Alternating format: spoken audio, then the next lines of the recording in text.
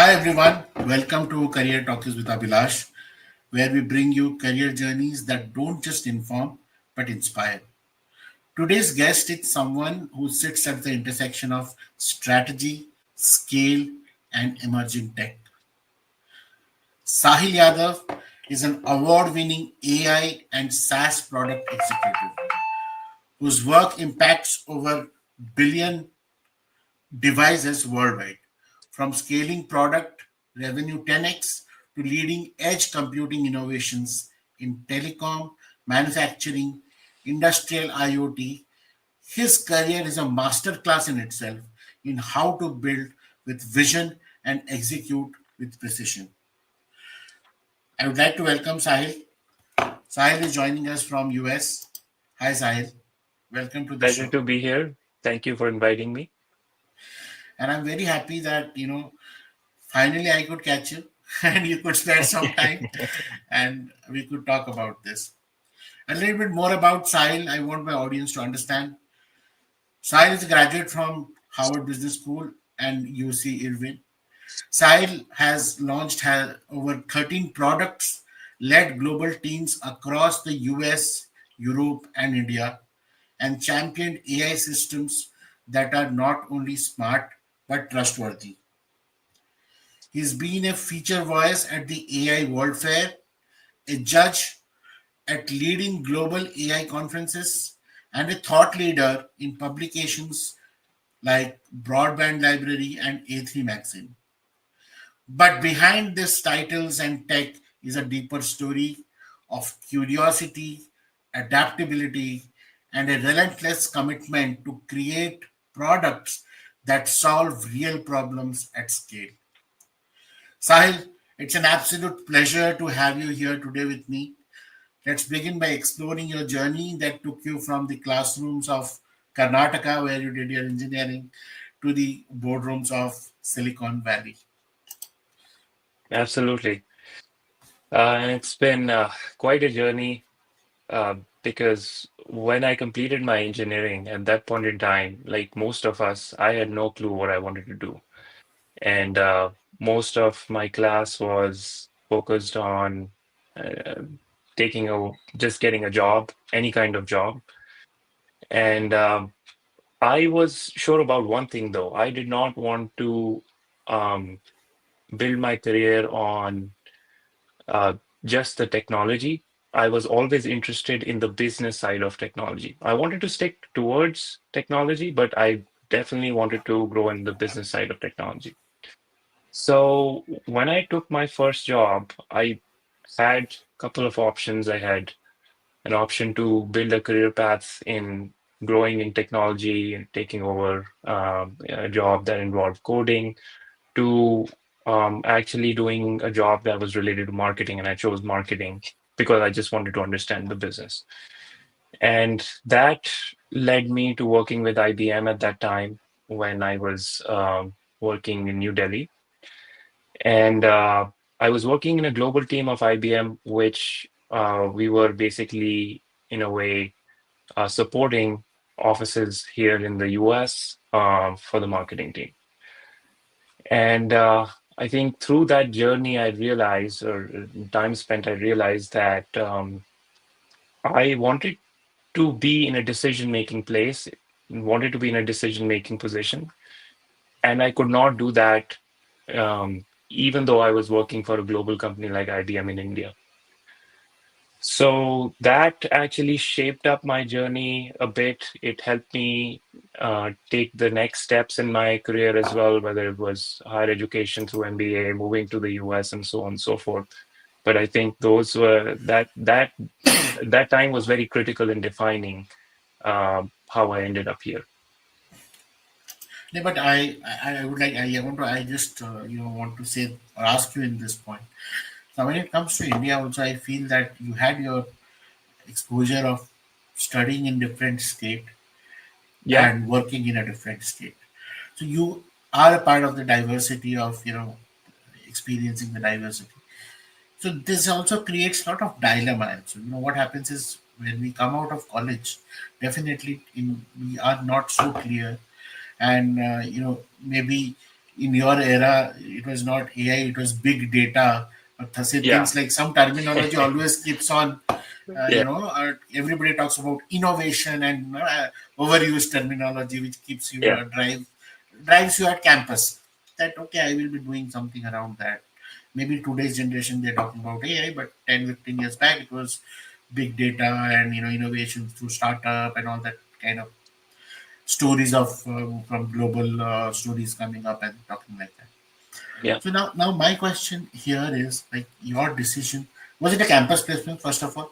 Second, the way you entered, I'm sure you navigated your path inside the company as well for a role which fits your Yeah. ambition and maybe your perception. When I'm 21, I'm thinking like this, I'll do good, but when I Yeah. enter and I learn, then I realize no, there is so much more to know, and maybe that role is much better, or somebody trains you to be good at something which you didn't even think of. So something like this happened to you. Like how much open were you to learning all this kind of aspects, especially in India, Indian ecosystem? Absolutely. So, starting from the first point, there were options for campus placement as well, but they were mostly tech-related options. Um, and for business-related options, I had to look elsewhere. I had to, family and friends were very helpful in terms of making connections and so on and so forth. But I definitely had to look outside. And that is, I think, very typical for a engineering college, at least during that time frame. I don't know how it is these days, but during that time frame, um, it was mostly tech jobs that were available, and that too, I'd say 90% of the jobs were software coding jobs, as opposed to anything else from engineering colleges. Even though my specialization was in electronics and communication, very few typical electronics jobs were available because India at that time point in time in the previous decade has grown as this amazing place, giant, where a lot of software development happens. Bangalore is considered, Silicon Valley of Asia. So, of course, opportunities were abundant on that front, but very few, very, very few opportunities on the business side. So that was one driving factor as well that I wanted to do. I wanted to explore the business part. And then once I got into the organization, I think I was working with people who were more experienced, and that is because in order to reach that level of whether you're doing marketing or product management or any other sort of decision making role that you get into, you need to have certain amount of experience. So usually you'd find people working 3 to 4 years in a technical role and then transitioning later. So the people that I was working with were slightly experienced, and I was I had no experience. I was just coming out of college, so there were a lot of challenges that I had to face at that point in time, especially keeping up with the other people, being able to perform at the same level as the other people. So it was a huge challenge, but at the same time, an opportunity to be able to learn faster, learn more, and possibly have a faster career path. Um, and that was important because that led to me understanding this different aspects of business and different areas where decisions are made. So, for example, if I if I'm on the technical track, I'm just focused on my particular area of work, my particular engineering team, and so on and so forth. But once you go into the business side of things, you're looking at different angles into, okay, if you launch a product, how does marketing play a role? How does sales play a role? How does finance play a role? What are the teams that drive them together? Those things are important, especially if you aspire to be, let's say, an entrepreneur at a later point in time, and if you were to launch your own company, then you have to understand these different segments of business and how they come together and how they work together. So I was very fortunate to have had that experience at IBM to be able to understand those different areas, and then I was able to nail down that okay, product management is where I want to grow, and this is where I will make my future. So I Yeah. So, transitioned from marketing to product management after that. so before I go to that particular thing, I just saw your timeline that after IBM you pursued your MBA from US. So I'm sure GMAT you would have given GMAT, and you would Yeah, have taken the lot of whatever is the interview. yeah, so many aspects, not just one particular university, but multiple Yeah, universities. And were your decision to be at the product side of the role, was it before going for MBA, or how? Because post that I see that you've done everything around product management, and yeah, you've grown yourself into that particular role, and then the technological leadership is fine. How did that yeah, decision happen? Were you having a mentor, or somebody to yeah, guide you over there, and how exactly absolutely. what shapes up? What led to what? So when I was at IBM, I was on a product focused marketing team, and uh, I was very closely working with product managers at that point in time, and those product managers were based out of the US. So I was reporting into them, and they were mentors for to me in terms of helping me make a transition into product as well, because I identified that the product management is what I wanted to do at that time itself, and they actually helped me not only with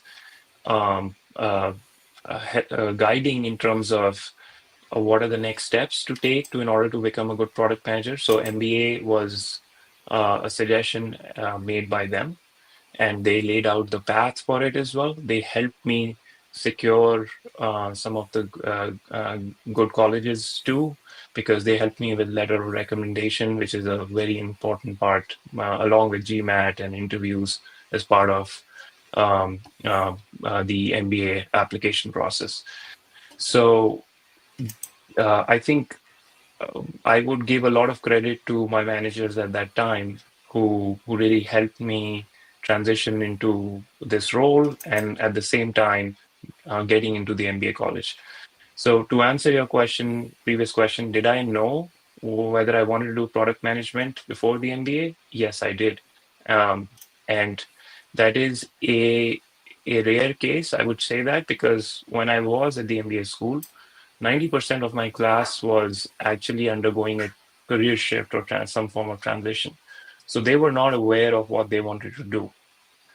Um, but for me, having this level of clarity actually saved time and put a lot of focus into where I was headed. I think yeah, that's what I mean. Obviously, I want you to also help our Indian audience understand the education system of MBA and the internship, and the engagement with the market, because I'm sure many of us still believe that a campus placement happens in US, or how do you interact with the networking part is lacking in Yeah, India, and you would have also experienced from your own side. So one, because this journey now we talk of is you're very clear of what you want to do, why you want to do, and then you join that particular MBA, and but you pursue your aspiration, and the entire next 7 years is all about product management role in different bigger organizations, and yeah, handling multiple teams, global teams. So I would want you to give a little bit highlight on that part for the career sure. pathway. I think Indian education system and having the exposure to both sides of the fence.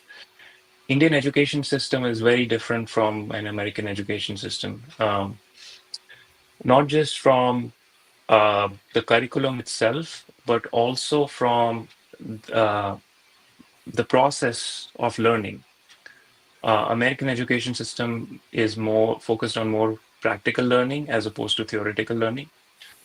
So when I was at the MBA, one common thing that you'll find across most MBA programs is that they put you in small groups of let's say 6 to 10 people, and you are supposed to work together as a group and solve problems for businesses, whether it is a theoretical case or a practical case. And those groups actually become your best friends and your batchmates, and people in those groups have lifelong relationships as well because you spend a lot of time together.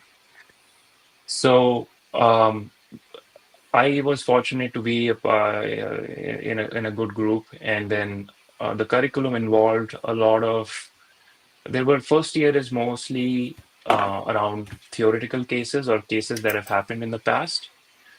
And then second year is more around working, doing internships, working with actual companies, solving actual problems, and making recommendations. All of that is free for the organizations, but you get a lot of good experience as well as a lot of stuff to put on your resume. So my experience, I was fortunate enough to get an internship with Cisco at that time, and it was in product management.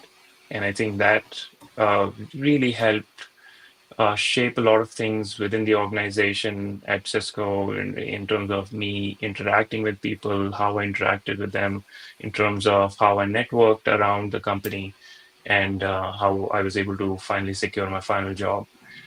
Um, I think if I were to circle one key sort of change that I had to make in myself in terms of my personality was being able to actively network. Because, like you said before, there's no campus placement in the US. It is all networking based. And networking in today's social media, given where we are in social media and everything, LinkedIn is a key tool, and everybody uses LinkedIn. So you have to be very LinkedIn savvy. But at the same time, what networking meant to us back then was LinkedIn can help you get a foot in the door. So you get your first sort of conversation with somebody, but then you have to be good enough to be able to have a nicer conversation with someone. And the way I was, um, I had mentors at that point in time who were helping me, and the way things that they told me was always remember one thing about networking. If if you spend 30 minutes with somebody, what they are trying to gauge, whether if they want to give the job to you or not, they're trying to gauge is if you were in a flight with them and you had to spend 3 to 4 hours with them, is this a nice person to spend time with or not? More than the technical knowledge. So always focus on that part, I think. Especially if you're going the business route, you have to be able to do small talk, from weather to all kinds of things. But traffic, weather, and I had my whole list of things that I could talk about at that time. But these were the major things that I had to learn, especially coming from India, especially being brought up in a engineering school where you don't get so many opportunities to network or have that kind of personality. So that was something that was built over time, and I had very limited time to build that. So um, for anyone who's looking to pursue this path, I would suggest focus a lot on building that personality that will help you grow even in your career at a later point in time. I think this mantra is valid across because you usually want to be with people whom you can spend time with, and if they're your, even that's how the teams get selected, and all the other things, skills are learnable when it comes to Yep. because it's a teams. Coming to the segment now, I am going to talk a little bit about what actually brought me to your profile and curiosity. Something I mean read about was building billion device impact. Yeah. Now, for me to understand this is that is like a device we use today. We are all while we think that we are the user, but there are so many crores of users across the globe for an app or something connected to this particular internet and technology device. So you have worked across safety tech, broadband, and industrial AI. So what is your perception or what is your learning when it comes to common across all these products, which are actually scalable, billion device, and what people, in India, there's one challenge we all run after thinking that everything should be scalable, and we don't know the parameters of scalability. Mm, I don't want to go to technical, technical, but I want to mm. give you that knowledge where the young minds who are looking of creating key, how it calculates through Excel sheet, 100 रुपये खरीदेगा, उसके बाद India में इसका market gap में 1.5 करोड़ लोग हैं, 1.5 crore into 100, और Mm. like this is Excel sheet वाले, we have a lot of, I'm sorry to break in Hindi, but that's how No, actually no. happens that we Yeah, create a goal out of something which we do not know the path of, the scalability. But yeah, your way of understanding or scaling is what I want you to little bit highlight and speak about. absolutely. So this is to do with a little bit of um, MBA learning business as well.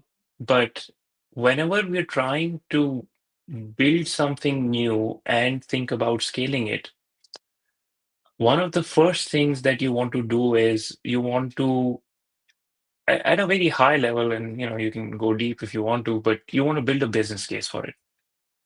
And what I mean by that is, you want to look at the market side of things. Is there a market for this is there a need for this kind of a product or service that you're building? The second thing that you look at is if there is a need, are people willing to pay for this product? And then the third thing is how can you scale this product across whether it is different verticals or different industries? How many users can you get, and what kind of revenue you can generate? So basically, doing some sort of a financial projection analysis. Those are three main things for a business case. And then the fourth thing is if you can do some level of interviews with prospective clients and get some anecdotal quotes as well. That's also very meaningful. These are the three or four main basic things, and then there are several other things, several forms of analysis that you can do from NPV, and I'm not going to get into details of technical side of all the financial analysis that can be done. But this is where you start, and then you um, these days, I think what's different from what was before was you did all of this analysis. After that, you just built the product, you spend millions of dollars, built the product, and you put it out in the market and it doesn't sell. What we do differently is you do the first level of financial business case building. Then after that, you create prototypes at very low cost. You invest in doing that. Now, after that, you recruit beta customers. Beta customers could be two or three initial customers who should be very nice customers. Your goal is to basically work with them, understand their problems, and build your product by taking feedback from them. And once you achieve that goal, your beta customer is likely to buy a product. And once that happens, then you start scaling into other customers and across billions of devices. So one key aspect of this is, and sorry to go a little technical, but this is this is the way it's done today, is that even when you're building your prototype with minimal tools, and you have AWSs and Azure of the world to be able to do these things, um, you have to very much focus on scalability from the beginning itself. If you know you're going to scale to a billion endpoints, billion users or devices, then you need to start from day one when you're building that prototype. You design your architecture in that way. So all of these things are kept in mind, and this is a process. This is a playbook. I'm actually writing a blog on this, or perhaps may even convert that into a paper. But this is a product management process of how do you think about before the product even exists. How do you start from level zero and then uh, to acquiring your first customer to scaling into billions of devices? This is a practiced, well thought out process that there is that you can follow. Um, and it's easy to do that because these days a lot of companies have already tried it and have had success. So my first request is maybe I'm going to ask you to create a workshop on product management. Why I'll come to know, and I'll tell you is that today in India today the maximum the role which is looked up to is product management or product manager's role. Challenge is because of the multiple industry and multiple segment, all of them consider any product which is dealing with customer as a product manager role, but the requirement for each is different and unique to the industry they come from. But next comes is what your specialty also is here, is the integration of AI. And you have someone who actually I feel is the trend setter. You being in US, you have been experiencing or managing AI integration way back 5 years before what which is right now a noise or right now a trend in India. So I see that you have worked with big global firms. I mean, and you have also, kind of your leadership in AI and strategy has been so that at a very young age you are also judge and you are also a mentor and you're, as you mentioned, writing a white paper. So how my next question is how should somebody, because we know that future of work is AI driven, how somebody look for a career in product management and integrate with AI strategy. Give one perspective from the Indian side, like from the Indian MBAs and the Yeah, way the market over here is, and another perspective of, because yes, definitely many people are moving to US for better prospect of work and life balance. From both the side, I request you for your perception. absolutely. Let's start from the Indian perception first. So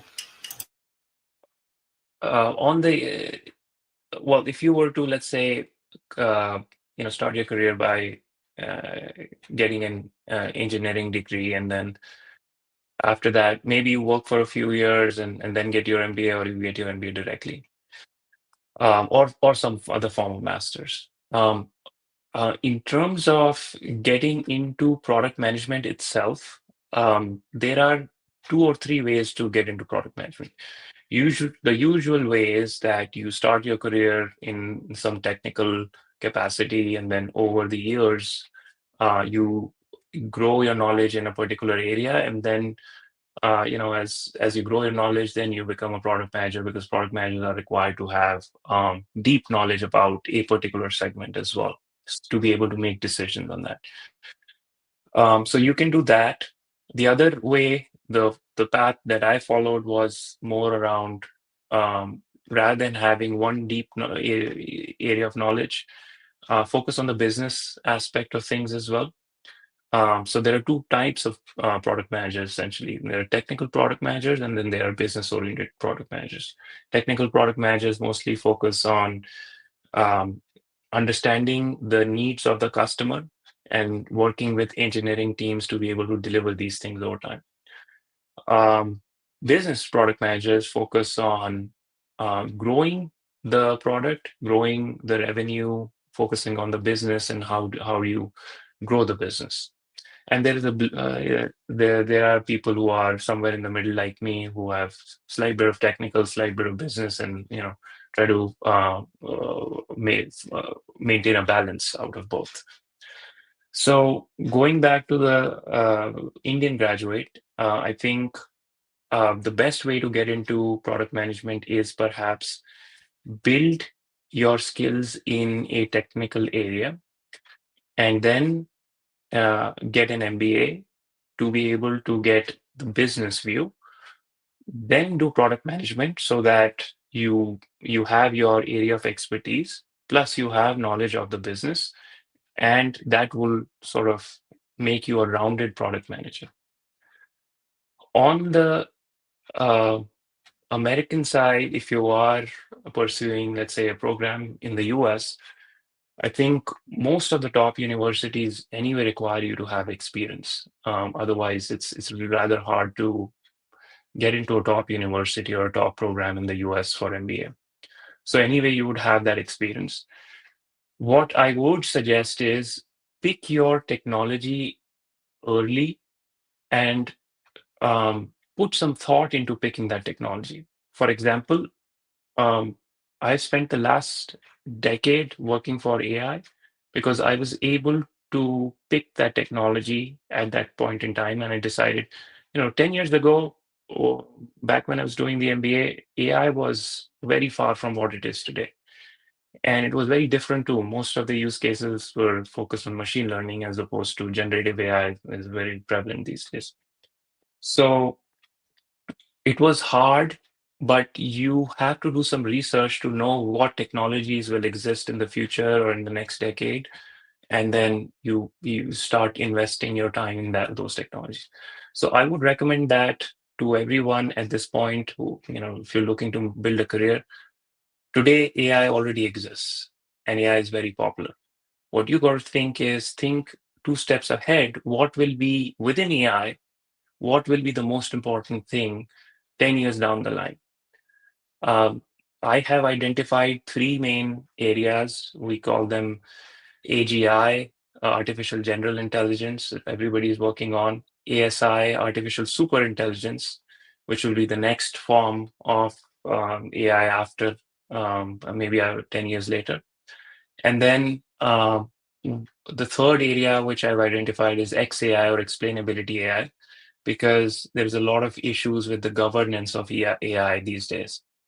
And so my personal research is these days is focused on XAI or explainability AI. But for somebody who's building a career in AI, maybe amongst these three areas or some other areas, but you got to pick something that will be very relevant 10 years down the line. Start working on that today. Build your knowledge, because once you get out of the MBA or complete your master's, most of the jobs will be focused on these areas as well. So it will be easier for you to get a job, and at the same time, you'll be able to build a career in something that will grow in the future. Absolutely. Thank you so much. And now we are at coming out towards our close of the discussion here and conversation to be very fun, So I actually have a rapid fire kind of a question, and I would want you to instantly give me answer. The first one that comes in your mind, and it is Okay. not to put you on spot. Don't worry. It's just a Well, career-driven program. What spot will I put you in? So it's this so are coffee you ready with for that? Karan thing, No, coffee with it's not. Karan That's why experience. there's no coffee. It's all about career. So are you ready for that? Sure, let's do it. Yeah. So one book that changed your thinking and you recommend. I don't read books. Let me be honest. I read articles. I read consume digital media. Fantastic. A new age person. A quote that keeps you grounded. Well, always focus on treating people the way you want to be treated. Now you being an AI specialist and with a lot of articles, a lot of perspectives. What do you think, is right to say AI is a hype, is a hope or human helper? Um, it's a mix of both. I think the companies, big companies like OpenAI and Google and Microsoft of the world, the way they are taking AI these days, it's definitely a lot of hope as well to a great future. But at the same time, it comes with a lot of risks, which nobody is focused in, and that's where trust in AI or governance in AI is absolutely needed. But the way I foresee things in the future, and this might be an elaborate answer, but just to put things into perspective, a lot of people come to me asking that is AI going to take jobs away? And my answer to that is AI will not take your job, but somebody using AI will take your job away. So I think you need to learn to use AI, learn to live with AI, and at the same time, uh, uh, well, change your course to some extent, but upgrade your skill set with AI rather than focusing on losing your job to AI. Any specific tool in AI you want to highlight? A must learn types? Anything? I mean, from your side, your perspective. I think everybody, regardless of whether you're technical or not, everybody should do prompt engineering, regardless of the tool. Prompt engineering, the term in itself has engineering in it, but it's a very simple thing. You have to learn how to talk to AI and be able to get correct results. I struggled a lot initially when I started, but if you don't do that today, then I think you will be behind. So definitely focus on prompt engineering, regardless of whether it's you're doing Chat GPT, Grok, or whatever. Great. That's a fantastic advice. Now, this is something very personal. One career mistake you are glad you made. Real mistake, I'm glad I made. I think I, yeah, there was a time when I was working at GE and I was given this opportunity to work at a company called Guard Hat, which is a smaller company, and it's coming from GE, which is a global company. It uh, it was a very tough decision because I had a good job at GE, but I took that challenge because I'd never worked for a small company, and I got a good opportunity at Guard Hat as well. Um, I think that was a career mistake from the standpoint that I that is not where I wanted to take my career. There was something great that I wanted to do because the business was related to saving human lives. So it spoke a lot to me personally. But in terms of learning the skill set or growing my career in a certain way, that was not the best path for me. And I course corrected at a later point in time. But it was the best mistake because I think that experience gave me a lot of exposure, a lot of learning, and I was able to. That experience also led me into enrolling into the Harvard Business School program. So it turned out to be a good mistake. Super. Now, this is the last question, and I think you're the best person to answer this. Now, if today's young listener, like my listener, dreams of building something that reaches a billion users, what's your one advice for them before they sleep tonight? I think start with obviously you're thinking of building something for a billion users, so you're thinking big, but focus on the value that it brings to a billion users. And I'll refer to my uh, previous question of the mistake. We built a system that reached out to a billion endpoints and users. Um, but I think you should put more focus on how will you generate value for your customers and for your business as opposed to just thinking about scale numbers like a billion. Why I'm saying this is because you may be able to generate value for 1,000 people or 10,000 people, and that may be very meaningful to you as well as for your business, as opposed to going and scaling for billion. So I think more focus should be put on how will you generate value and what kind of uh, uh, value will that be for your business. Super. Fantastic. So with this, I must say that you gave us an exposure of world of AI, the edge computing, value building, and this billion device, billion users kinds of mindset and product managers mindset. So it is actually building a. It was a masterclass in building a mindset of a true product visionary. Sahil, your journey reminds us that building technology at scale isn't just about code or KPI. It's about trust, impact, and leadership, and especially the networking part which you mentioned. And that's a truth for everyone across the globe. And what I have learned, that you have worked across the globe. So from mentoring global teams to architecting intelligent systems that reduce downtime and save millions, you've shown us how to bridge strategy with empathy and innovation with responsibility, especially the guard hat experience which you mentioned. Now, to my listeners and people who are watching this show today, whether you are a student wondering where to begin, a mid career professional navigating change, or a tech enthusiast curious about where AI is headed, let this conversation remind you that the future is not something we wait for, it is something we build. With this, Sahil, thank you for being that builder and for sharing your story with such clarity and generosity.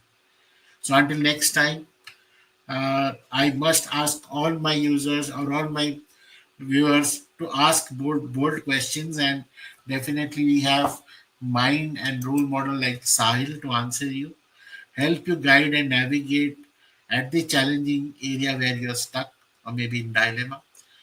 Do I have the right to say that? I'm just Absolutely. so Absolutely because no. and I'm Sahil also mentioned about his upcoming blog on product management activity. So as soon as it's live, we will be also circulating for you to go through it. You can follow Sahil in LinkedIn, as he mentioned. That's one of the biggest or most important, footholding tool to be there. And do not hesitate, even if you have the question which you feel is silly. It may not sound silly to a master or a guru or somebody who is mentoring. So do ask bold questions. And with this, thank you, Sahil, so much for your time.